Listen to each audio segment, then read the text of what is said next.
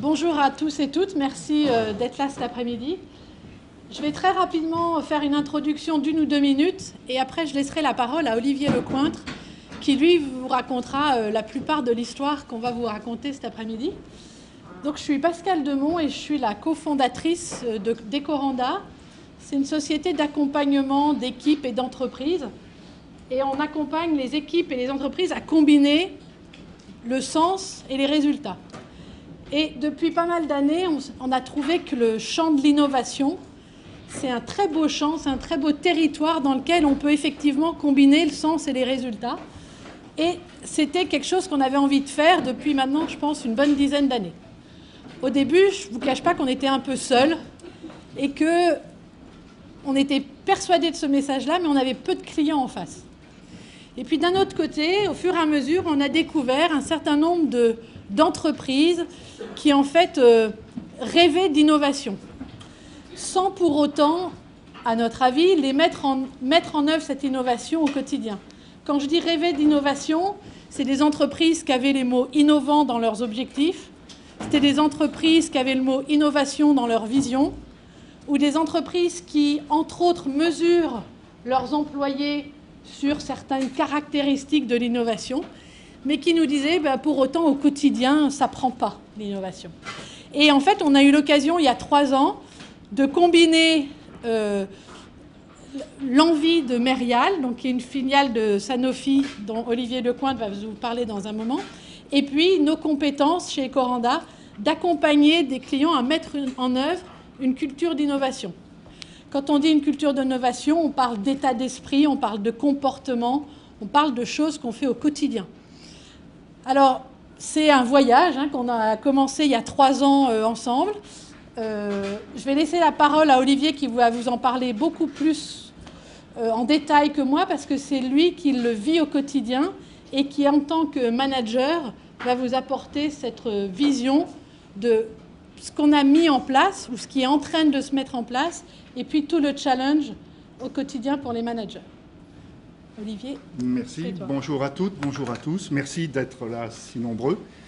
Je n'ai pas l'habitude. D'habitude, je travaille seul, dans le noir, dans le sombre. Et là, je suis en pleine lumière vis-à-vis de vous. Donc, bienvenue. Alors, pour vous présenter un peu le contexte de l'histoire que je vais vous raconter, je vais déjà vous présenter ce qu'est Merial. Merial, c'est le département, la division santé animale de Sanofi. Et Merial a la vocation de soigner les animaux, qu'ils soient les animaux de rente, donc assurer la chaîne alimentaire humaine, mais aussi assurer la santé humaine par les animaux, mais aussi soigner les animaux de compagnie. Enfin, très rapidement, ça c'est les enjeux de Merial et la mission de Merial. En termes d'entreprise, c'est un peu plus de 6000 personnes dans le monde, c'est 2 milliards de dollars de chiffre d'affaires, on est présent dans plus de 150 pays. On est numéro 1 sur les animaux de compagnie, numéro 4 au niveau des animaux de production en termes de positionnement sur le marché. Et on représente 17 sites de R&D et 17 sites d'opérations industrielles.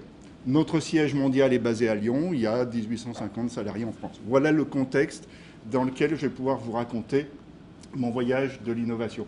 Alors ça, c'est mon parcours en quelques dates. Juste pour vous confirmer qu'au niveau financier chez Merial, je fais partie des biens complètement amortis. Donc à partir de là, c'est du bénéfice. Donc j'ai fait pas mal de choses, je suis vétérinaire de formation et depuis 2012, je m'occupe d'accompagnement du changement et de l'innovation chez Merial, un poste que j'ai créé avec le support de ma hiérarchie à l'époque.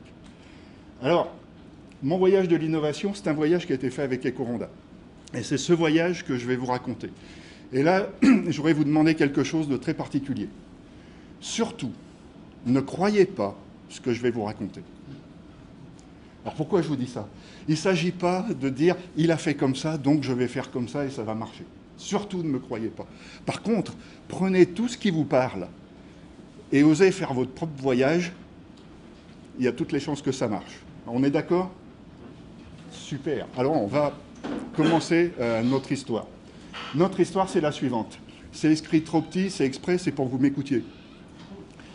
Un jour, j'ai rencontré Pascal et Françoise d'Ecoranda qui sont venus me parler d'innovation. Et en me parlant d'innovation, moi, c'est ça qui m'est venu à l'esprit. Et elles m'ont dit non, non, c'est pas celle-là. Alors j'avais une autre image à l'esprit, qui était celle-ci. Elles m'ont dit, c'est pas celle-là non plus. Ce qu'elles m'ont dit, c'est qu'on vient de parler d'une approche qui s'appelle Managing Innovation. C'est une approche managériale. C'est une approche basée sur les comportements. Il y a très peu d'outils. Mais par contre, c'est une approche qui va faciliter l'intelligence collective et qui va permettre en équipe, en activant l'intelligence collective, de résoudre des problèmes quasiment impossibles, d'aller chercher de l'innovation de rupture et de créer des valeurs, et non pas de la valeur.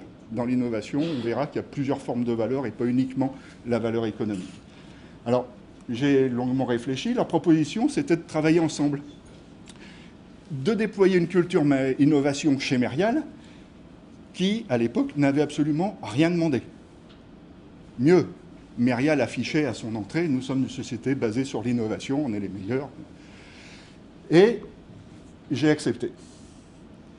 Est-ce que vous avez des questions? Non, bon, je continue alors, histoire de donner de la matière. J'allais dire, mais pourquoi vous avez accepté? Ah, bah vous allez comprendre après. Ouais, pourquoi j'ai accepté? Sur le moment, parce que j'avais envie de faire autre chose que mon métier, qui fait partie de la liste des différentes dates.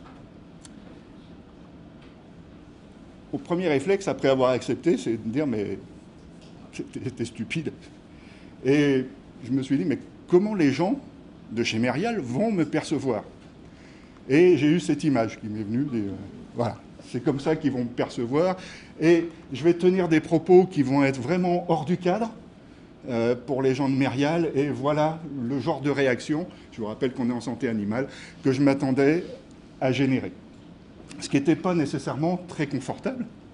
Mais pour autant, le challenge était intéressant puisque c'était un saut dans le paradoxe.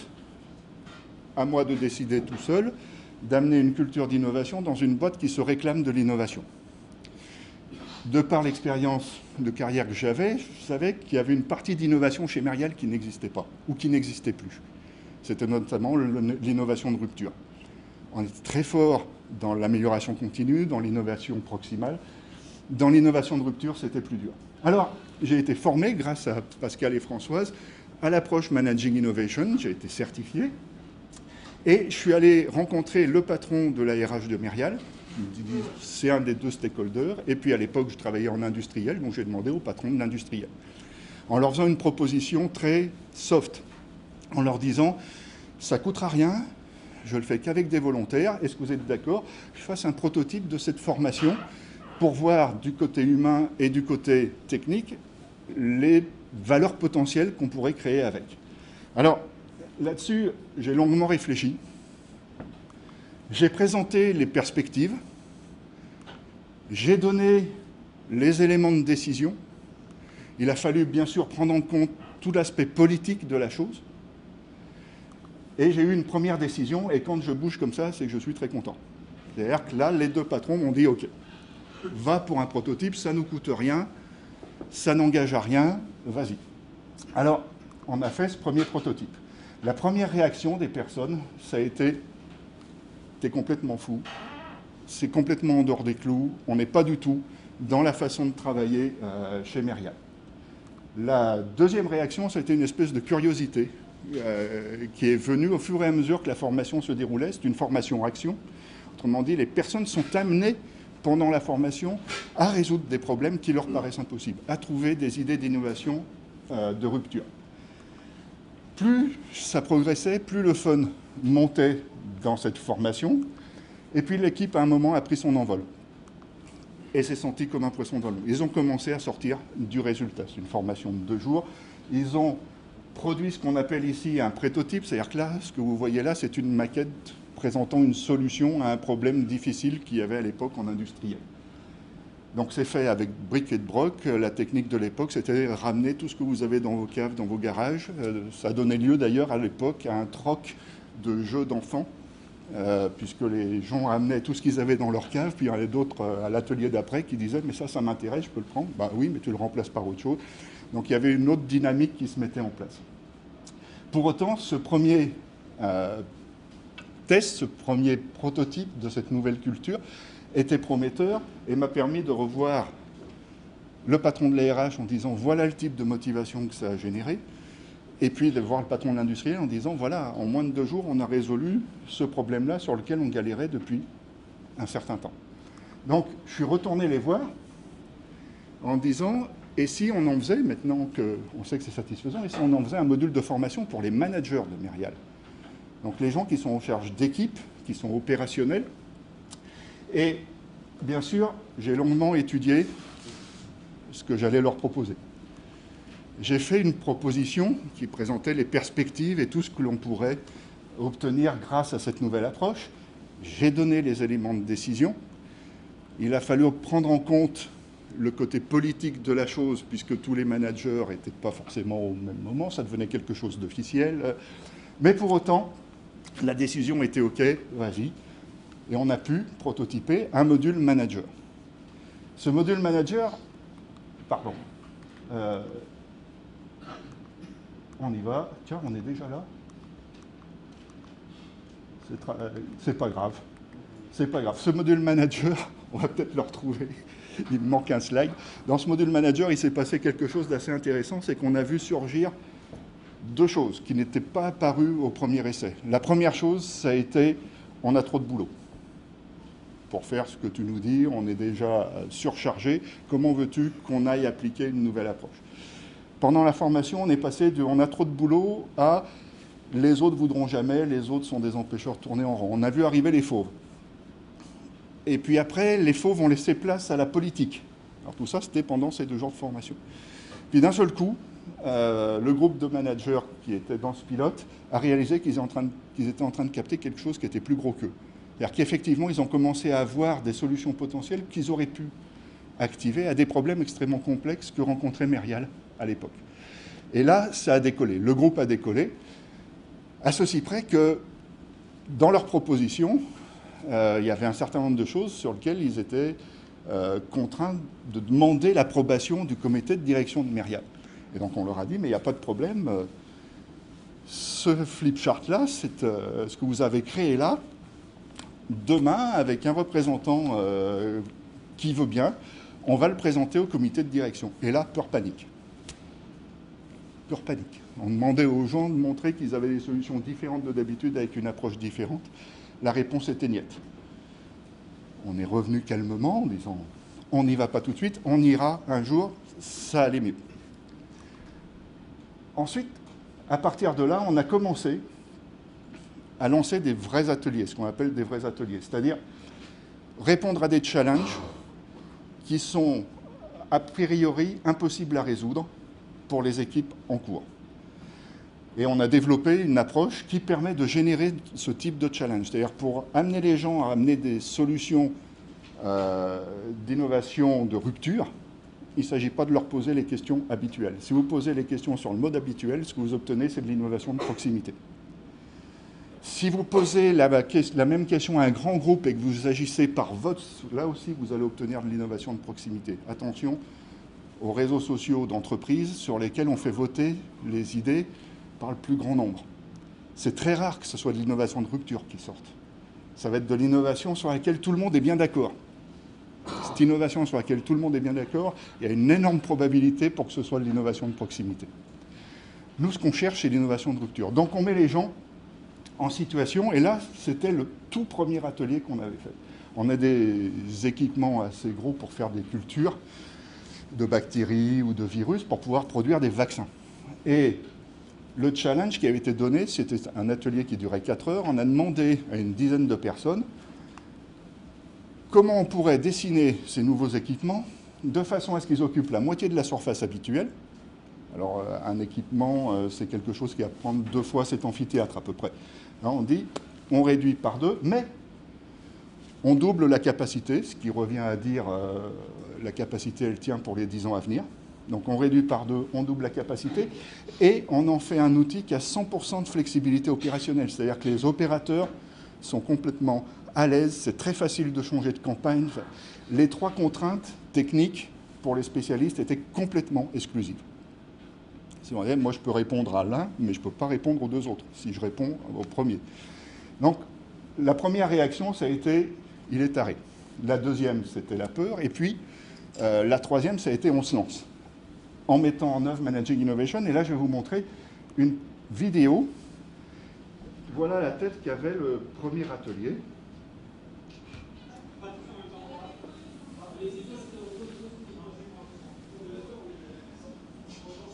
Les personnes travaillent en groupe.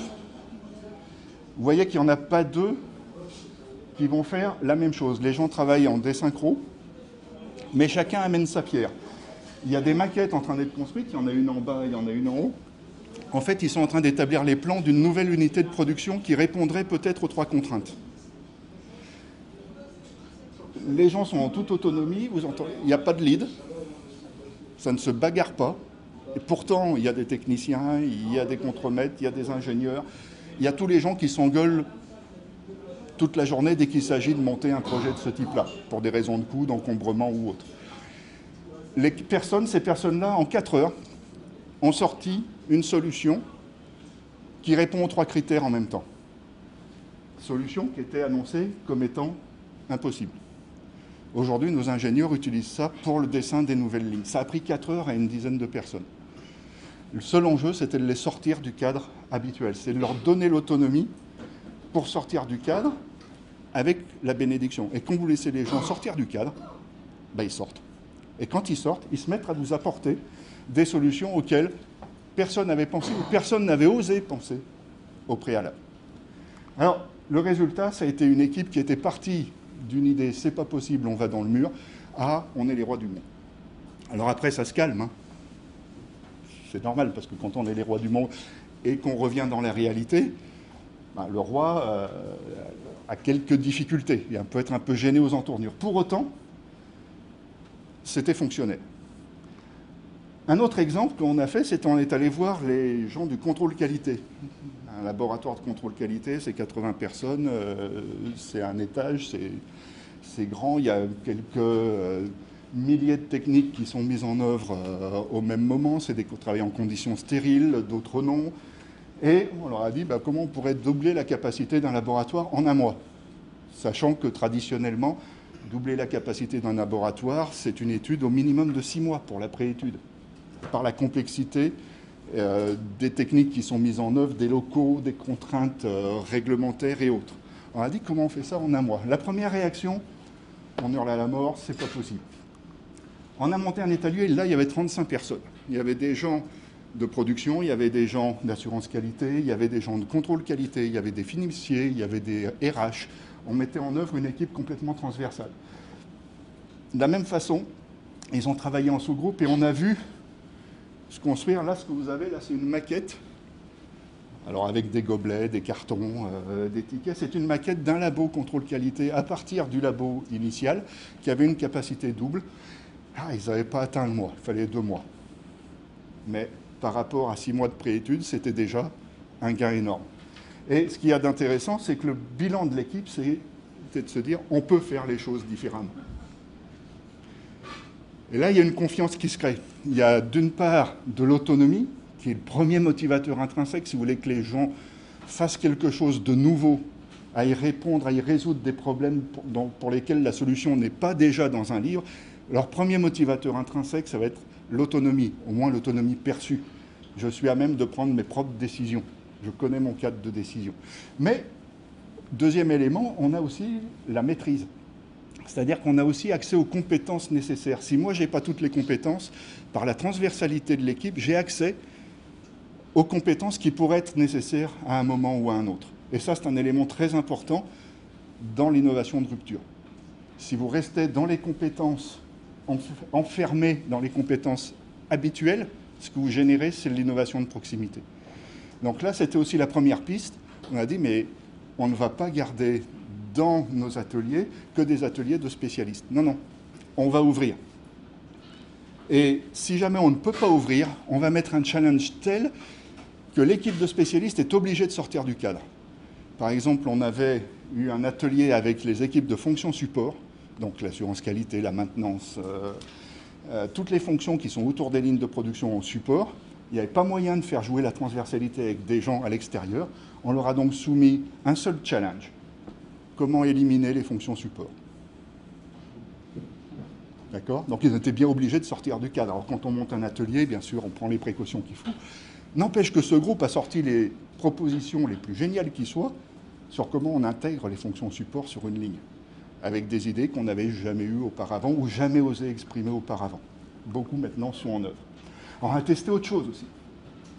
Comment est-ce qu'on peut construire un prototype en équipe sans être tous présents en même temps?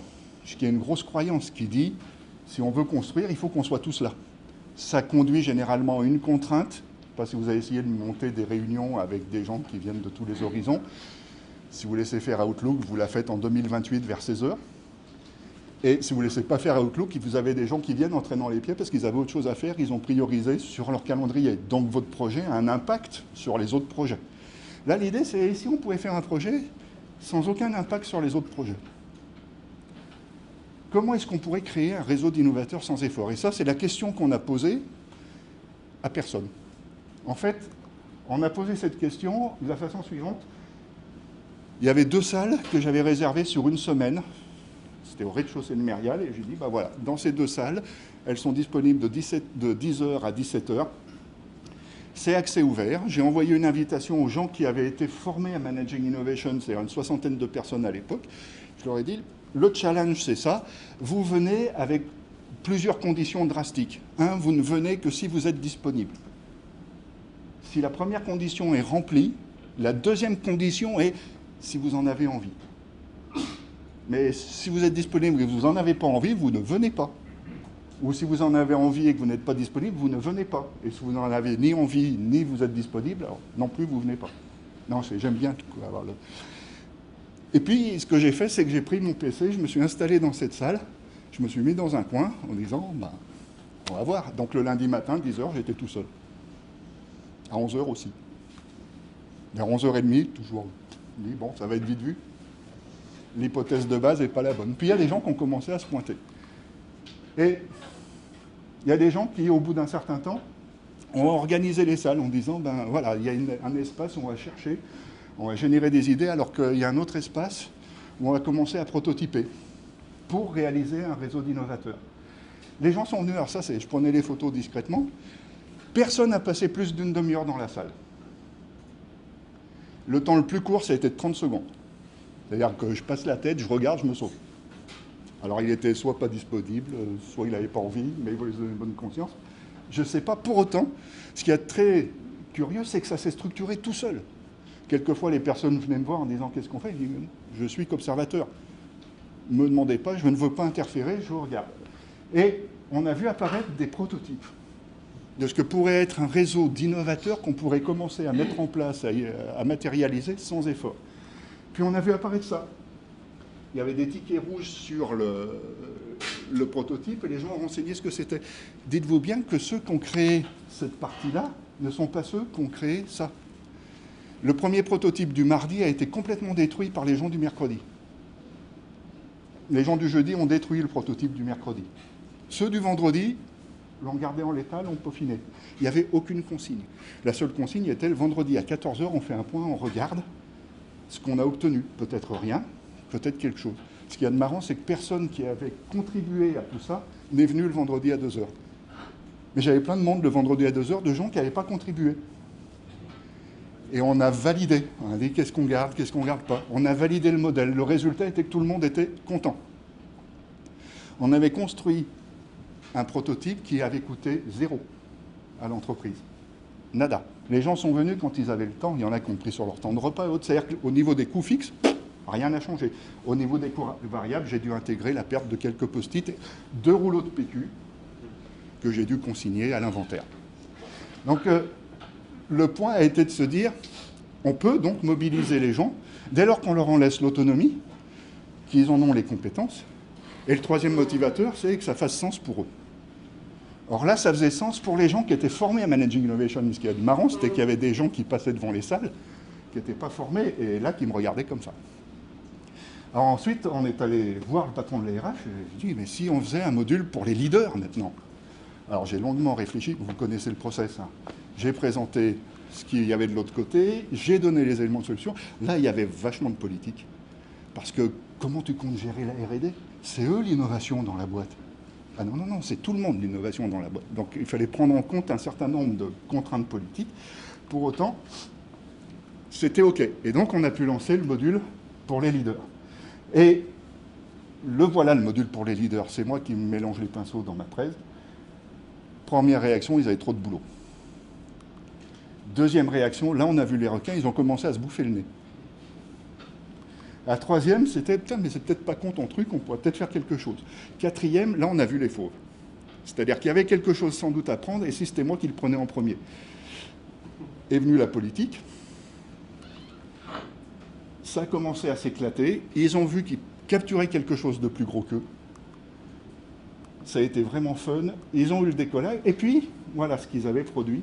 Et quand on leur a proposé de le dire au comité de direction, c'était la panique qui s'est transformée en pourquoi pas, mais dès lors qu'on leur a dit on ne va pas y aller tout de suite. Alors vous savez pourquoi c'était pas possible d'aller au comité de direction? C'est que c'était pas bien présenté. Et là aussi, il y a un certain nombre de lâcher prise. Si vous voulez faire du différent, si vous voulez faire de l'innovation de rupture, surtout, ne cherchez pas à bien présenter, mais cherchez juste à faire. Alors, on a continué en se disant, allez, on fait un déploiement transversal. Non. Et là, grand moment de solitude, parce que moi, j'y croyais. Là, on avait démontré, on avait des résultats. Non. Alors, je suis retourné en disant, mais faisons-le quand même en industriel. OK, donc c'était plus un déploiement transversal Merial, mais alors ça c'est une caractéristique, si vous êtes manager et vous voulez être innovant, soyez têtu. Ça c'est important, il faut y croire.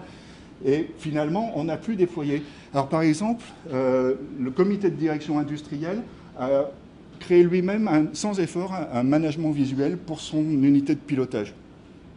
En gros, il y avait une salle réservée tous les matins de 8h30 à 9h. Venait qui avait envie, qui était disponible, et si possible pour échanger autour d'un café. À J0, il n'y avait rien, si ce n'est des instructions, voilà comment on le fait, on reste simple. À J1, il y avait un prototype merdique d'indicateur. À J8, on commençait à avoir quelque chose de structuré. À J15, on avait quelque chose de très structuré. À J40, il y avait déjà une optimisation, une chose qui était très structurée. L'équipe de direction n'y a pas passé plus d'une demi-heure par jour et par personne, sachant que sur l'équipe de direction, 20% des gens ont contribué, mais tout le monde a acheté. Il y a eu 0 réunion, 0 décision. C'était donc en toute autonomie, et là aussi, même les leaders pouvaient montrer qu'ils pouvaient faire différemment. Alors j'ai demandé du coup, avec ça, au patron de Merial, pour dire, on déploie.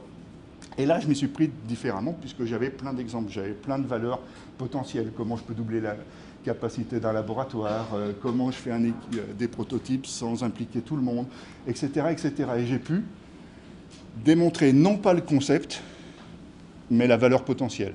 Et ça, c'est une astuce qui marche très bien. Si vous allez voir les dirigeants, si vous leur parlez concept, ils vont vous envoyer balader parce qu'ils ont autre chose à faire que de parler concept. Ils ont un business à gérer. Par contre, si vous allez les voir en leur disant « Voilà la valeur potentielle, je t'en ai démontré une partie, je continue ou j'arrête ?» Bah oui, là, ça va être dans son cadre de référence. Quelle valeur potentielle je peux tirer à partir de ma décision, oui ou non? J'ai eu de la chance, ça a été oui, et là, j'étais très très content. Alors, on est reparti, ça a été du déploiement sur tout Merial. Aujourd'hui, il y a 600 collaborateurs qui sont formés, la cible est autour de 1800, et on a pu monter un premier système entre le comité de direction, des animateurs, Managing Innovation, donc des agents de changement, et puis les membres du réseau, qui sont d'autres agents de changement démultipliés.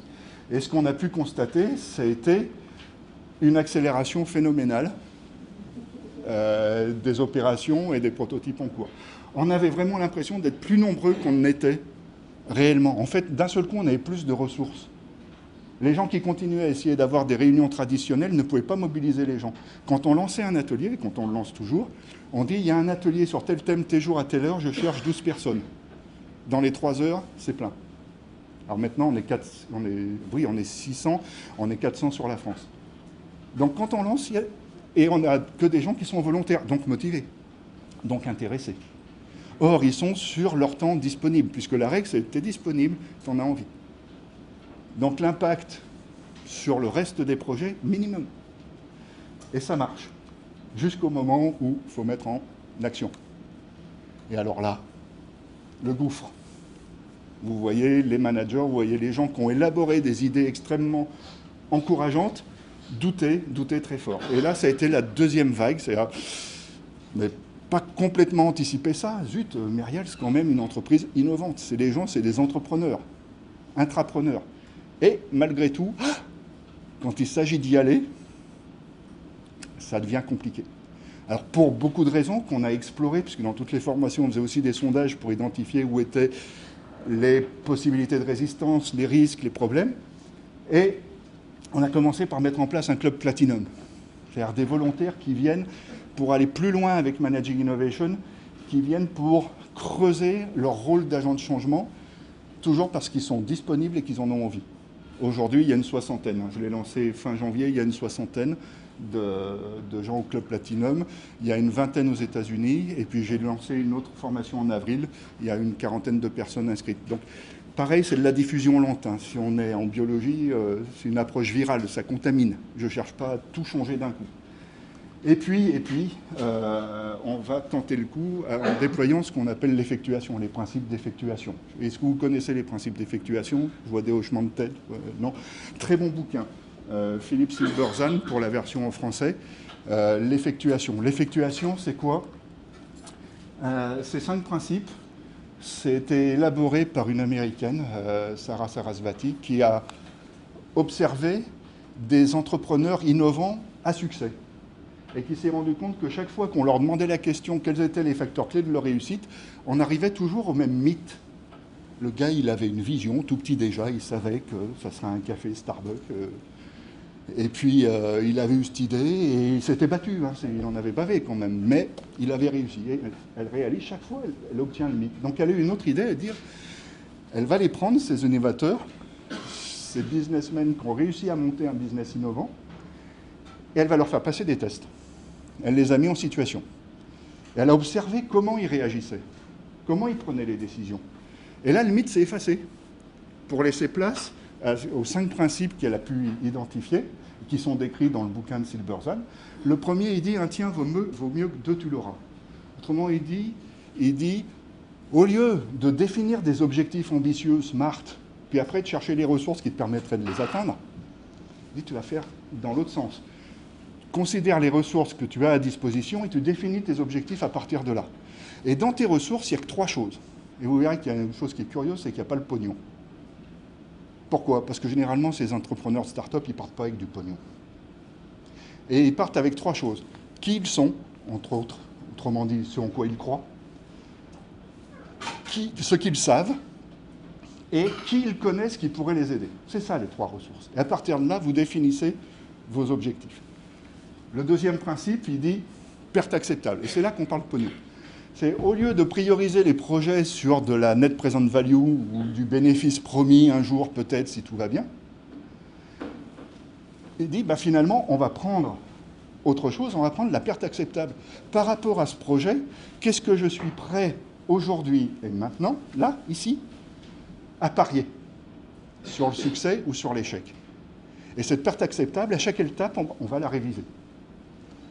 Plus on a de succès, plus on peut être tenté de l'augmenter. Moins on a de succès, après, ça peut jouer. Je suis très joueur, je reste avec la même part acceptable sur une autre voie, ou au contraire, je diminue ma part acceptable jusqu'à tuer le projet. Mais en effectuation, on ne raisonne pas avec juste la lueur du futur, on raisonne ici et maintenant. Le troisième point, ça veut pas, ça veut plus. Voilà. Le troisième principe, c'est limonade.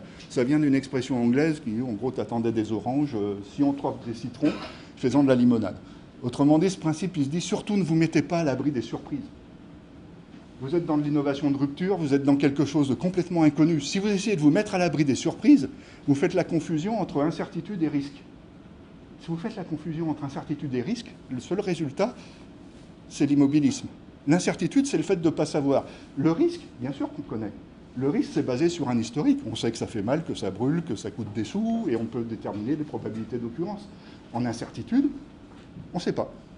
Donc, on ne va pas se mettre à l'abri des surprises. Par contre, on va se mettre dans l'état d'esprit de transformer toute surprise en opportunité. Qu'elle soit bonne ou qu'elle soit mauvaise. en opportunité. Et ce qui fait que souvent on réalise que ces grands entrepreneurs très innovants, ils ne sont pas du tout partis de l'idée qu'ils ont valorisée, ils sont partis d'une idée et puis ils ont eu un parcours extrêmement tortueux jusqu'à y arriver. Quatrième principe, c'est le patchwork chou, en fait, c'est les gens que vous connaissez. Et au lieu de dire aux gens « achetez mes produits », c'est de leur dire « vous voulez des produits un peu différents que ceux que je vous propose, venez avec moi. Vous êtes prêts à m'aider ?» Il y en a qui vont venir. Dès lors qu'il y en a qui vont venir, votre réseau s'est accru.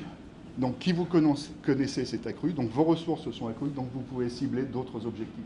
De la même manière, votre projet peut prendre une autre nature parce qu'il y a plus d'intervenants.